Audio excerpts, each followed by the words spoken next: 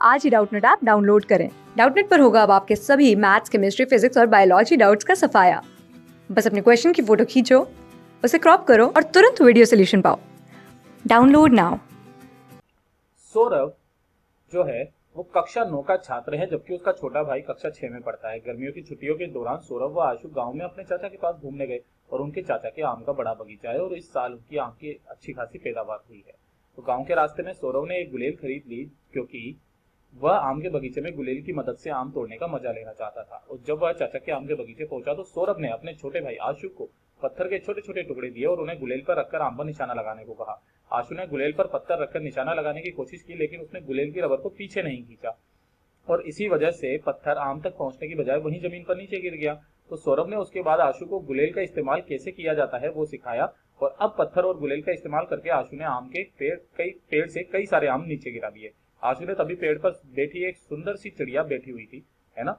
जब उसने उस चिड़िया पर निशाना साधा तो सौरभ ने तुरंत उसके हाथ से गुलेल छीन ली और डांट लगाई।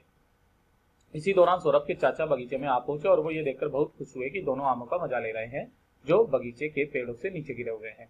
तो गुलेल की रबर को ऊर्जा कहाँ से मिलती है? तो गुलेल की रबर को ऊर्जा यानी कि गुलेल की रबर को जब हम लोग खींचते हैं तो उसके अंदर कौन सी ऊर्जा संचित हो जाती है बेटा?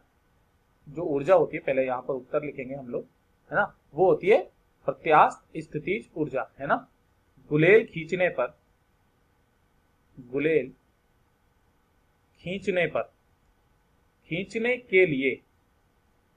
के लिए हमें उस पर क्या करना पड़ता है बेटा? कार्य करना पड़ता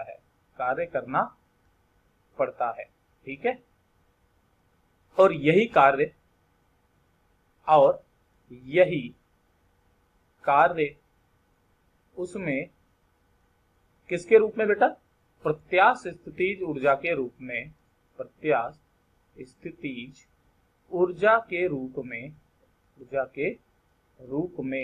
क्या हो जाता है बेटा? संचित हो जाता है, ठीक है, संचित हो जाता है।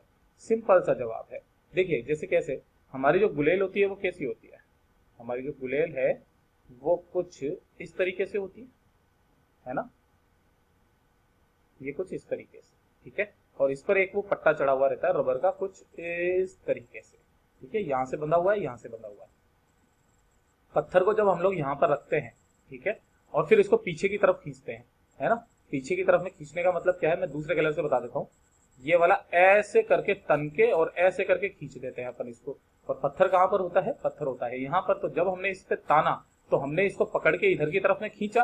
खींचने पर इसके अंदर कौन सी ऊर्जा आ जाएगी बेटा? प्रत्यास्थ स्थितिज ऊर्जा इसके अंदर संचित हो जाएगी। और जब हम इसको छोड़ते हैं तो छोड़ने पर यही वाली जो ऊर्जा है ये इस पत्थर को मिलती है और इस वेग से ये गति से आगे बढ़ती है, तो वो किसमें परिवर्तित हो जाती है? गतिज ऊर्जा।